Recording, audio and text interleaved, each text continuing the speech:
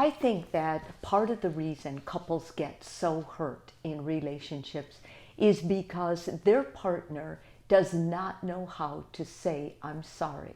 They've never really talked about how to say an apology, what makes a person feel better. And so there's this rhetoric that happens, and it happens in my office too.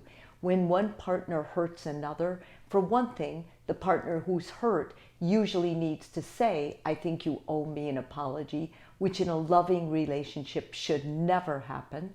And secondly, when they do say they're sorry, they just say, I'm sorry. It's become so easy, so faddish almost, to say, I'm sorry, like no matter what happens, I'm sorry, I'm sorry. But saying I'm sorry is not enough.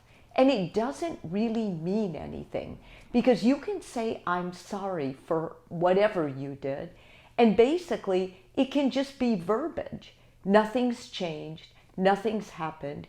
You don't feel what the person feels. You don't try to feel what the person feels. You just want to wipe it off your counter and leave them with the mess of it. I want to do this video about how to really say I'm sorry.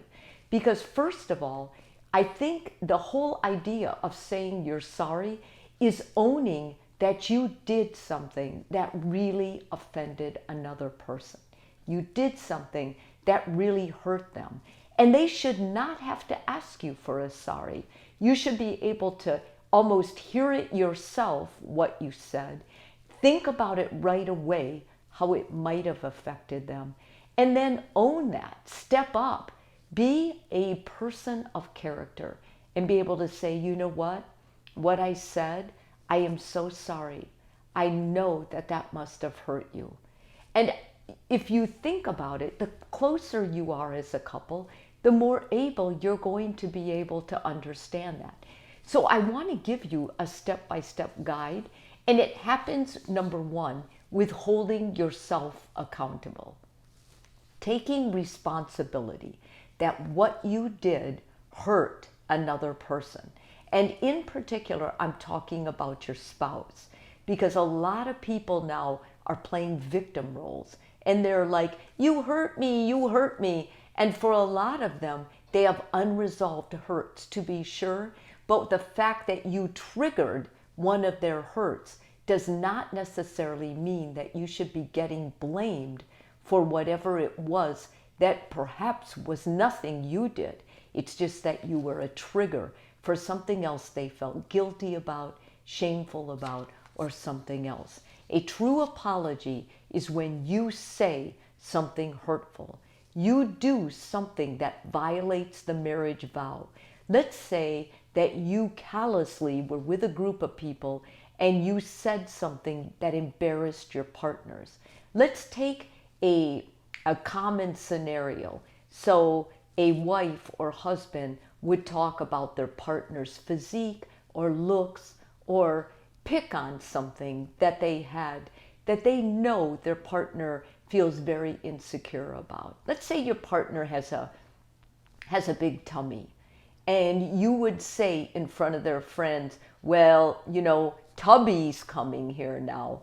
And you didn't think, you were playing. You might say, well, I was teasing. Teasing is not teasing, usually ever. Teasing among couples, when it involves something sensitive, is a form of verbal abuse. A lot of kids grow up to it. Those kids are now adults. They don't understand that you can't have some backlash of, I was just teasing, because teasing never hurts.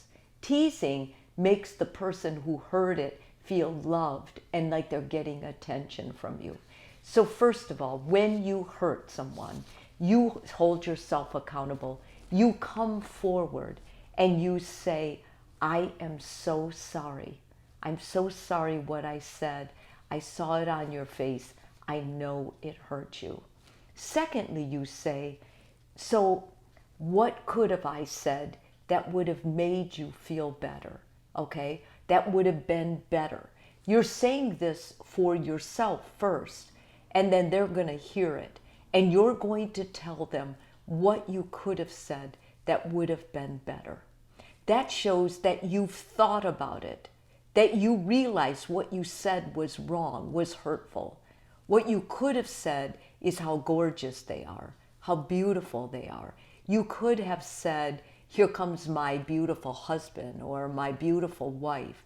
You didn't need to take something they were sensitive about and announce them to other people, or getting at the table with other people in front of those other people. And thirdly, state what you expect, what your partner can expect from you next time. Next time, I'm only going to regard you with the highest of compliments. Next time, I'm either going to keep my mouth shut, or it's going to be something that makes you feel how much I cherish you. Next time, you will never have to worry about me stepping out of bounds and embarrassing you in front of others, because I would rather embarrass myself than ever hurt you. And this is important because your partner's not going to trust you otherwise. Your partner's not going to want to be seen with you. All of a sudden, wherever that comment was said, if it was said in front of friends, in front of family, in front of on a vacation, your partner's not going to want to go on that vacation with you anymore. They're not going to be they aren't going to want to be around you with those friends again. And if it's family members, they'll never put themselves in that scenario. And there's a good chance they're going to say something derogatory to you in front of family before you say it to them. And they do this because everybody has a need to protect themselves. They don't want to be embarrassed. They don't like you when you embarrass them. But even more, they don't trust you with their heart when you embarrass them in front of other people. After that, you're going to take actions to actually make the whole situation better. You're going to say, on the way home, I thought what I would do is you and I will stop, we'll have a coffee, and we'll talk. Or on the way home from this party, you and I are going to stop, and I'm going to take you out for something really beautiful. Or on the way home, you and I are going to get home, make a fire in the backyard, and we're going to talk about ways that I may have hurt you in the past that I can ask forgiveness for, so that you will know that I am truly sorry for this. The more emphasis you put on the sorry, the more important it is, because your partner is going to know that you mean it. I think what happens a lot of times is people make very insincere apologies. And I want to read a few of those to you. Well, at least one. I want you to hear it. Okay? This is insincere. I'm sorry that I messed up the whole day. That's insincere. That's putting you as the victim. You are not the victim. You're the one who made the comment that was offensive. I'm sorry, so can't we just move on? No, we can't just move on, because you haven't made the person you hurt feel okay. You haven't established trust, so you can't move on. I'm sorry, I missed your birthday, but I really needed to work. Does that sound sincere to you? That's saying your work is more important than taking time for the person you vowed that you would love, honor, and serve for the rest of their life. Birthdays only come once a year. You can work anytime, but you cannot celebrate your partner's birthday every day. This is sincere. I'm sorry, my day off.